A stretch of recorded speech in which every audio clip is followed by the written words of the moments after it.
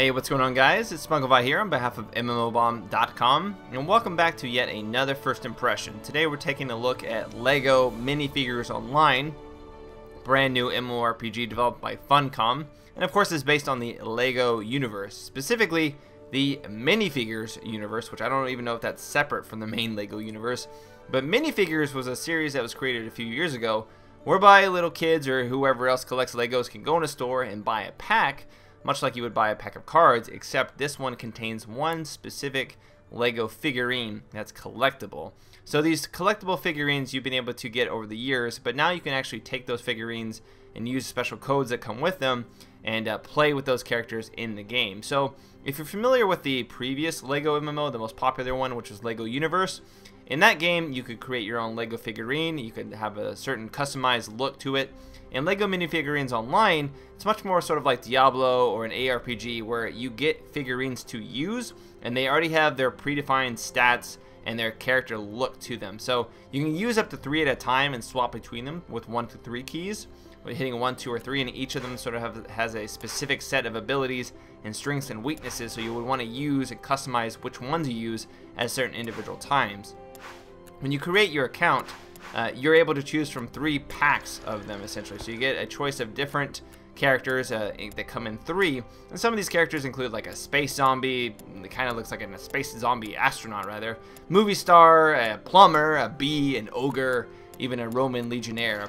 And later in the game you can get other characters. They're said to be up to 100 minifigures, including things such as the chicken suit guy and everything in between. So I'm just working towards the chicken suit guy. That's really what I want. But you can unlock those as you play in the game, and you can create your character and sort of name them based on a randomized set of characters. So you get to sort of randomize it and choose what label you want for your character. You can't choose your own by typing it in. In the original LEGO figurines, or LEGO universe rather, you could choose your own name, but it had to be approved by the staff after a while. So in the meantime, you had to kind of just choose a predefined one, and this basically just predefined in this version here. So you'll see I've already jumped in the game, flying around on my alien Avenger. Like I said before, you can swap through your guys just by hitting 1, 2, and 3, and the camera follows you much like it does in an asymmetric sort of ARPG. So right here, this is my captain of sorts. He's got a long-range whirlwind. Each character has 2 main abilities, so the left click and the right click. And that's pretty much all the abilities that you get access to. And that may disappoint some players initially, that you only get so few, but you do need to keep in mind that you get 2 per character and you can swap between them at any time. So I'm just going to come in here. Now I've already gone through the tutorial. This is right after the tutorial in the main first island area, which is the pirate themed area. Currently there are 3 areas you can access, and you sort of go through them linearly. There's the pirate area, then there's space, and then after that I believe there's also a medieval world as well. So you get space, medieval, and pirate. I believe medieval is right after pirate here. So in this area there is, you know, different sort of quest objectives. I have to smash the wagons and supplies to gain a chest.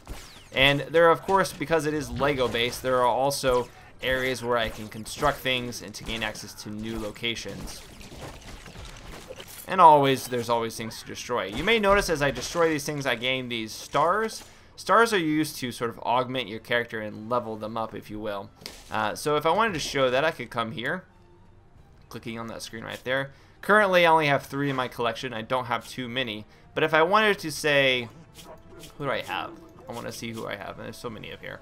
If I wanted to say level up my alien Avenger here, I could click on him, and then I could click upgrade in order to add these stars and unlock new sort of passive traits. So unfortunately, it doesn't tell me what I gain when I upgrade, which I would really like to see hovering over this. That way I would know what sort of purchase I'm getting here. But once I purchase that, it seems that I cannot upgrade until I get to level 6. But I got some kind of upgrade. I believe that is your power. As you notice, it sort of denotes the icon there. So this character has pretty low defense and pretty low creativity, but a high amount of power. So that's like his attack damage, essentially. Defense, of course, is your ability to take damage. And then creativity is a unique stat in the game. We're invited by power to join the team. Sure, I'll join the team. Why not? Power is a unique stat. Let's go ahead and clear these guys out here real quick and I'll tell you about it. Power lets you build things in the game. So there are certain areas like that, for example, that can be built, and certain characters will actually build it faster. They're meant to build things, and so by having more power on that particular character, you will be able to build things much more quickly. Alright, so I can of course freely swap between these, so I'm going to swap to my Sea Captain here. Now Sea Captain's got an interesting right click ability. I'll drop a anchor of sorts, and these guys, if they come for me, these are actually ranged attacks, but if they come for me, the anchor will actually pull them back towards me. So these guys are coming after me. I can drop an anchor on them, and if they get too close, they'll actually get pulled back. Let's see if I can get them. Yeah, yank over. No, not quite. Alright, come here. Let's show it off. Alright, monkeys. So he'll run towards me. He'll try and he'll try and he'll try, and it'll just fail because he didn't run after me fast enough. You'll see it in action, I promise. Alright. So here we got the Hollywood Starlet. Now the Starlet here throws, I think it's pretty funny, she throws her statue, or she hits people over the head with her statue. And then she also can do a spotlight of sorts, which stuns and deals damage to those inside of it. So those are her two main attacks. Ooh, we're getting a little bit of lag here. Unfortunately. Oh, come on. Get out of this area. But her main sort of claim to fame is her ability to build things really quickly. So some of the things you can build, of course, are things like turrets. Like I mentioned before, they're bridges, so you can build and go to new secret locations. And depending on the area you are, whoa, it's really lagging hard. There we go. Let's go ahead there. Looks like we got a couple extra stars, and it just sort of built a an arrow telling us where we need to go. Lots of stuff here to actually get. Depending on where you are, you'll get things like turrets that will protect you. You also maybe get access to a new area, so you do get the elements to build and use those things to your advantage.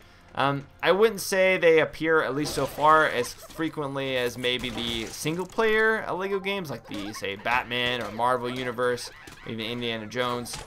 It seems to be something, at least early on, that only appears occasionally, but once it does appear, usually it's pretty important in the sense that you're going to use it to go to a brand new area or access something that you couldn't otherwise access, or gain significant advantages. There is talks of PvP. There's no PvP currently in the open beta, but the PvP also, there was mention of, say, destroying turrets and then rebuilding those turrets to fight for you.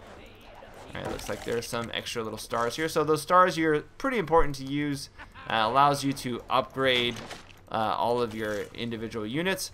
Now, besides that, there is also these gems that you gain by progressing through the worlds, and those gems are used to purchase these bags. So the bags actually are what contain these minifigures. You get a individual minifigure in each bag. You can get duplicates, and I think I got one right now I can open. So I'll go ahead and open this up, see what I get. You can get duplicates. Ooh, Revolutionary Soldier, Series 10. So it looks like he is an attack damage individual. So I've got a new figurine I can use, and if I wanted to equip him, I could do so merely by choosing a slot.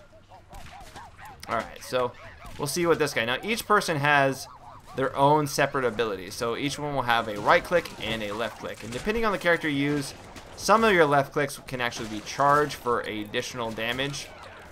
And some of them have effects such as like my my space pirate, or not my space pirate, my space zombie astronaut. He actually had ability to charge his attack and slow individuals who get hit by it. So if you wanted to kite a little bit better, you can bring him out. And the way they sort of tout the gameplay is you're going to want to cycle between all your different characters so that you may be able to better handle the situation. Got some guys coming for me. Let's go ahead and switch to my Revolutionary Soldier here. Got some muskets. Alright.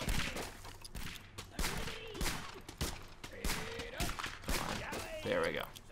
Now this talks about a pocket adventure here, which I believe is what's right there. Pocket adventures are normally something that are only accessible by subscription. There is a subscription in the game outside of also the ability. Ooh, looks like that was a speed shrine. That's pretty cool.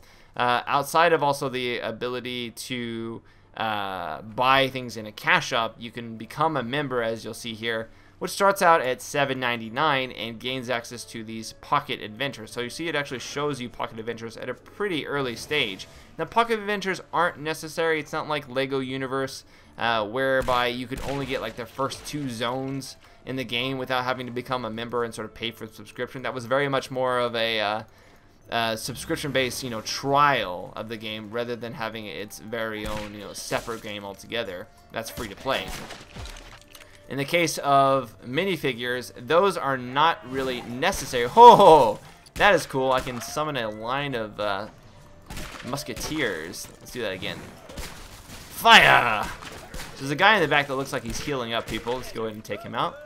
So far, I've seen a pretty diverse set of characters to fight, which is pretty nice.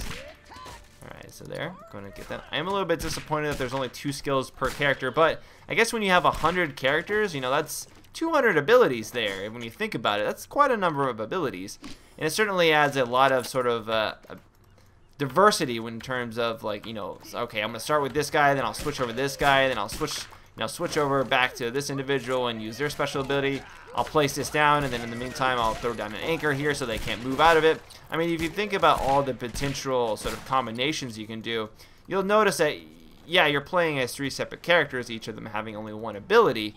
But if you think about it more as like 1 character, fire!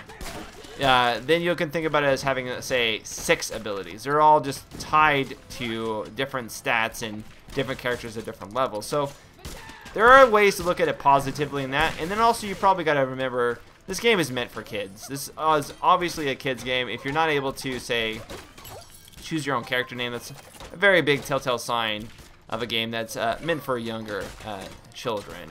That's not to say the game isn't fun. There is definitely a lot of charm in the game, and I think that while it's not, say, as charming as the single-player Lego games that you can purchase and buy, it does have its own sort of like flair, and the game obviously doesn't take itself too seriously. I mean, there's a guy in a chicken suit that you can be, for crying out loud. You can be a plumber too, and I think like people are gonna have a lot of fun sort of collecting those. So right there, I created this cannon, which brought me to an entirely separate area, and I can come back just by jumping into the other one as well. Let's go back here. I didn't go where I wanted to. Secret area here where I can break all these things open, maybe get some extra gems and some extra stars. The gems are by far the most important thing, these right here. And unfortunately, those don't really come very often. You get quite a number of those if you're a subscriber. They get a lot of bonus gems and bonus gold. And the gems are used to purchase the packets. So it's not really pay to win in the respect that you can still get packets, you can still get these figures by finding them out in the world and by collecting those actual gems. But it's far easier from what I've seen just simply to buy them outright from the cash shop, which you can do, or pay for the subscription to get additional ones each month. So the cash shop allows you to buy gems outright with like $5, $9, $10 increments, etc. And then you can use those to purchase packs individually. Where do I go from here? I guess I've gone everywhere I need to in this area. But any sort of progression in terms of your damage or your leveling up, and unlocking new skill traits or skill tree components or parts rather, all that's done with the gold. So not quite pay to win like you would normally think of it. I'm trying to get those guys to actually get pulled back into that. It's such a nice ability. Good for AoE clearing if they're all grouped up. I can definitely see like maybe dropping the anchor on top of, let's go ahead and use my character who's actually good at it. Dropping the anchor, getting them all grouped up. Come on. You'll notice how much faster she'll build this comparatively to the other characters. Alright, we'll go this way now. There we go. So we do that. Knock them back. Switch over. There you go. So I can imagine that getting a little bit more difficult, hopefully at later levels. I haven't really seen anything too crazy difficult at this point. However, I have been in certain circumstances where, you get like such a ton of individuals. Boom! See, now we're starting to get a little bit more of the environments where I can use all my abilities at once. But I can definitely see opportunities where maybe... Come on. You guys gonna get hit by everything. Where maybe you're going to want to party up, and you're going to want to take it a little bit more seriously because it gets a little bit more difficult at that point. When you die, there's something called smash time. So your character gets smashed, he dies essentially, and he has to be rebuilt. And although I have yet to die thus far, that guy got one shot back there. What I have seen and what I have read is that there's a ridiculous sort of respawn time. So normally in an MMO you respawn almost instantaneously. A few seconds and you're able to get that. Is this another mini? Yep. Just another pocket adventure. So there's a decent amount of them, it seems, from what I can see so far, which means that if you want to get all the side mini dungeons and all the extra gear and all the loot and stuff. Oh, sorry, there's no gear in the game, rather. But all the extra sort of gold stars, essentially, you're going to want to have access to those. But all the main content is accessible to free-to-play players, unlike, say, LEGO Universe, where you had to pay to get past the first 2 zones besides the tutorial.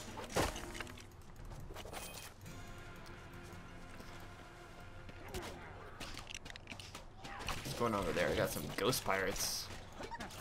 Drop that on top. Club them to death. Yeah, some scallywags, it looks like.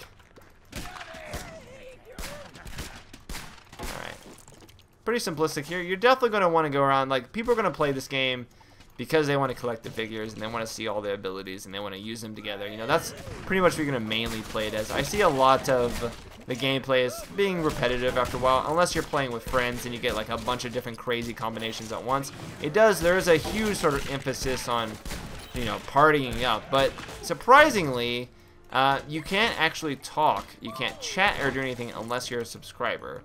So unfortunately, if you want to party up with someone, you just have to go by faith and invite them to the party and then never communicate with them. I haven't seen any emotes or anything like that, any sort of a button that I can pick or choose to use in order to, you know, do any emotes. If you remember, say, Toontown Online, which was made by Disney, of course, it was very much in the similar vein that you couldn't really talk, you couldn't choose your character's name, but what you could do in that game is emotes. You could always emote, you could cheer, and I feel like having those kind of emotes are really important to a game that is going to be more child friendly and is going to be something that you know, you're not going to have usual access to the chat options. I do feel in its current state that they've chosen to make it so that you can't talk unless you're a subscriber just for money purposes. I think it almost feels like they chose not to have any emotes so people feel more inclined to pay so that they can communicate. That being said, I've only seen a few players every once in a while, so not too many. Weaken the jacket defenses. So I guess we just have to kill these guys until we weaken it, and that will be this area, and I'll get an additional chest of sorts. No like quest or anything like that. That seems like to be the only sort of quest or objective. There are mini bosses and bosses I have. Like for example, that's a right there. That is a musketeer, or sorry, a tunic gruffy. That would be what you consider. Oh god, I might die here. That would be what you consider a boss-style character. So smash time, when you die, you get smashed, and you have to wait for yourself to revive. Unlike a normal MMO where you revive fairly quickly, in this game, there's reports that you revive in something like 4 hours for a character. So 4 hours is ridiculous. It's incredibly too long. And it definitely makes you want to use gems, which you can do, to loosen the time and to get you back in the action much more quickly. So what that means is you're going to be spending gems to revive quickly. You're going to be spending gems to get packs. You're going to be basically spending gems on everything necessary to really progress and feel like you're unlocking new stuff. And unfortunately, gems just do not actually become available quick at all. I mean, I think I've gotten, I don't know, 10 maybe in the last 30-40 minutes of gameplay, and it requires 750 to unlock a pack. I mean, that's unless it starts to, you know, like really go up in the future like quickly and you start to gain a lot of them. I can definitely see players spending pretty much a long time in one area, grinding and grinding and grinding, trying to get more gems. Now, you do get, of course, packs just by completing areas and moving forward randomly. I don't know how often you're going to get packs. So far, I've only gotten one, which is the one that you saw me unlock. And that was after completing the main tutorial. So I don't know even if that's something perhaps that is only going to be available in the, you know, right after the tutorial or after every major zone, rather. Alright. I did see players earlier. Not many players anymore. Let's go ahead and come up here. So while yes, there's a lot of perks for subscription for sure, it's not as bad as the original LEGO universe. So if you're looking at it comparatively to that game, there are definitive amounts of extra content that you can access as a free-to-play player in this game versus the original LEGO universe. That being said, it also doesn't feel as much like an MMO. No third person in that respect. A lot less figurines, or a lot less abilities rather to use. But it has its own charm. So this is an area that you can sit and sort of be safe.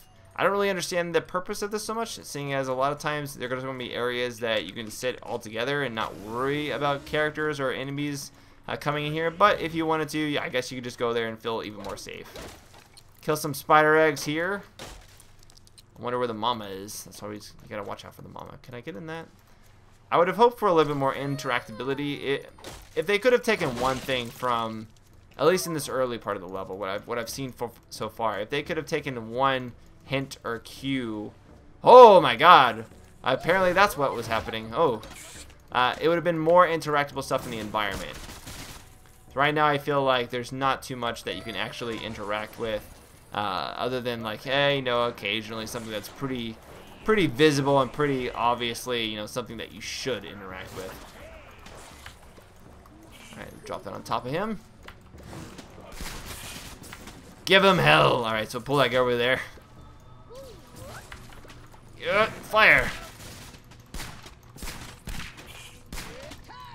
Come on, there we go. Nice. So we got a lot of experience, some extra. I mean, we're getting these really fast. 511. I mean, it's clear that I can get those fairly quickly, but unfortunately, I just can't get any of the other stuff, any of the gems, like, fast at all. I mean, I think I got the majority of the gems within the first, I don't know, 10 minutes of the tutorial, which is, well, that was a while ago, to say the least. Already on to some scout units, some indigenous tribe members. Now, there's other ways you can customize your character that I should mention. If we go here to bricks, there is this brick layout, which I don't know if it expands, but this brick layout allows you to sort of take bricks off and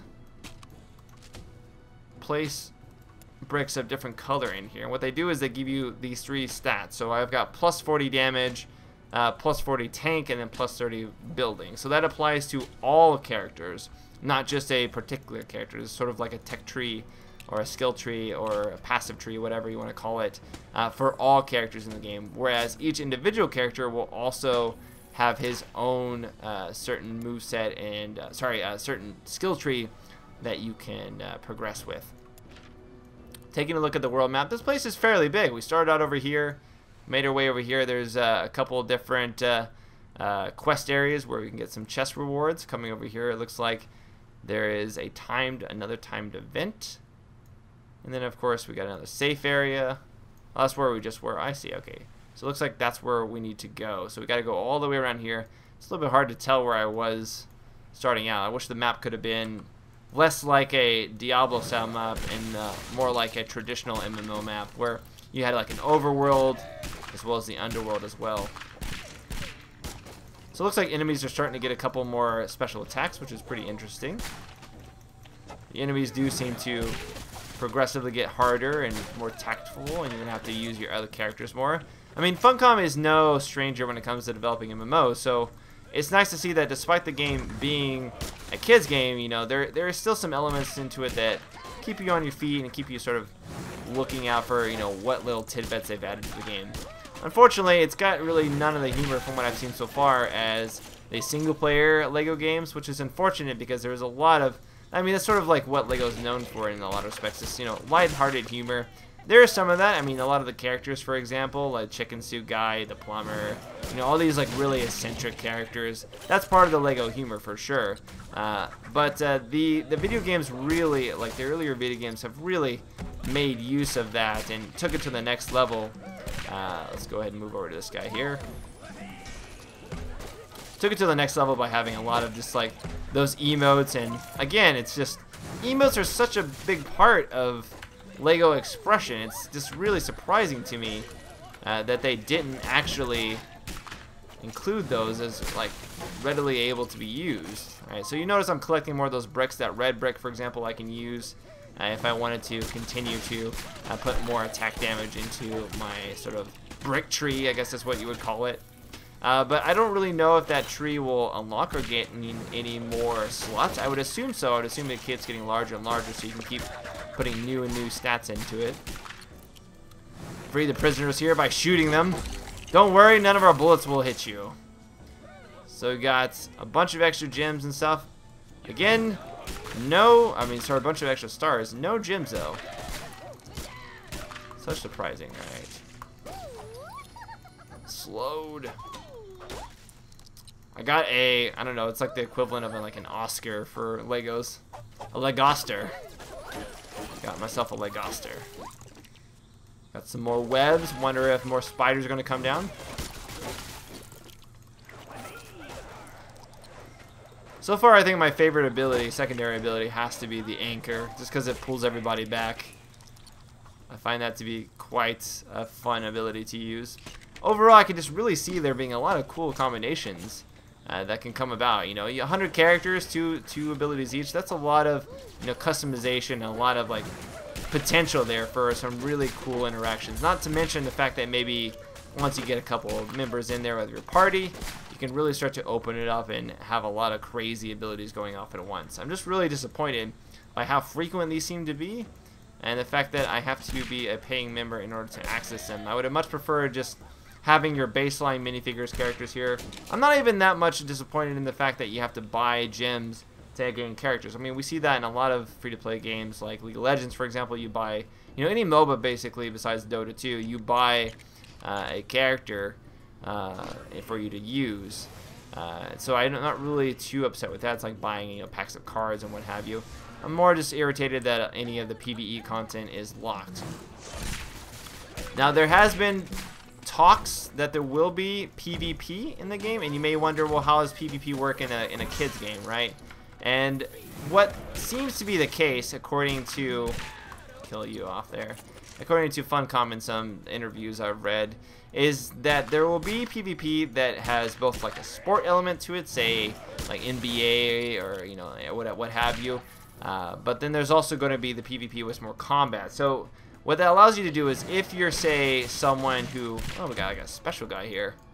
If you're, say, someone who doesn't want to play PvP in Lego as a, killing, everybody else, which I can see as an adult, definitely, but as a kid, you may find that to be a little bit too stressful or what have you. But what you'll be able to do is help out in sort of like PvE objectives during the thing, doing things that may not necessarily be directly killing the enemy, but maybe instead, I want to taste that. I would like to destroy that and taste that. I guess I cannot. Alright, so collect a lot of gems there. I mean, I keep getting tons and tons of these stars, but no gems. I keep saying I'm getting gems, but I'm actually not getting gems, which is really unfortunate. I don't really see how often I'm going to get these, and I don't see myself getting enough to purchase a pack anytime soon, that's for sure. Running over here, I think that's where we just came from. Yep. So I'm going to come over here, try to get to this glowy area, which I'm supposed to be. Then we'll go ahead and finish out our first look there. So I'm going to run through here really quickly, just see if there's anything else notable. Oh, we got a panther and a player called Tangy. Looks like he's playing as an ogre. He's got a nice blunt there, and he shoots out some poison arrows there as his secondary ability, which is quite cool. Alrighty. So I'd like to see more, building interesting things besides turrets or like a quick bridge. Oh, shiver me timbers and rust me hook. What in the seven seas are you? I'm just a guy. You're a minifigure. I'm a minifigure. We're all minifigures. Me ghost crew will bring you under. All right. Well, good to know. So here's an example. So we're getting some gems up to 53. We got 10 guys. Oh man, we're making progress. Lots of progress there. So the pirate area looks to be like where we're coming up on next. And again, you just continuously go to each of these areas and complete the little side quests that are in those areas and continue on through the level. Hopefully, maybe there'll be like an end boss or something like that per level, but who knows for sure.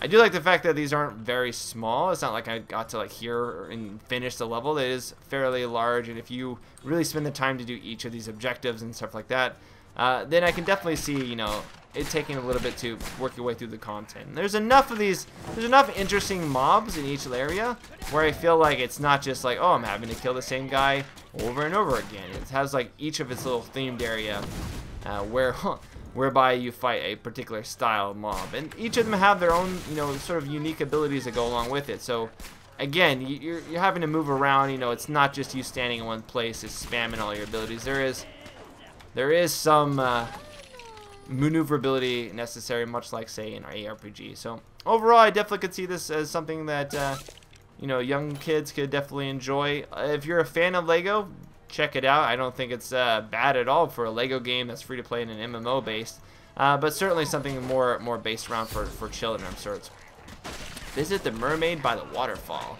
I wonder if that means I can I actually get her as a playable character? Because I do know there's a mermaid character that you can get in the game. The question is, am I able to get to her over here? We'll find out real quick. The answer is no. Can't even get on a ship. Looks like Lego minifigures cannot, unfortunately, swim. But one day I'll be able to get that character. Really, though, I just want the guy in the chicken suit. One of his abilities is to flap his wings around, which apparently makes him invulnerable to damage. That's exactly what it says. I mean, there's a lot of sort of like really just cheesy, silly descriptions for abilities and such. I mean, the game does not take itself seriously, which is nice to see in it, of course, in a Lego game. Alrighty, guys, that's going to be the first look. But otherwise, if you guys want to learn more about the game, do check out the full the full profile rather on MMOBomb.com.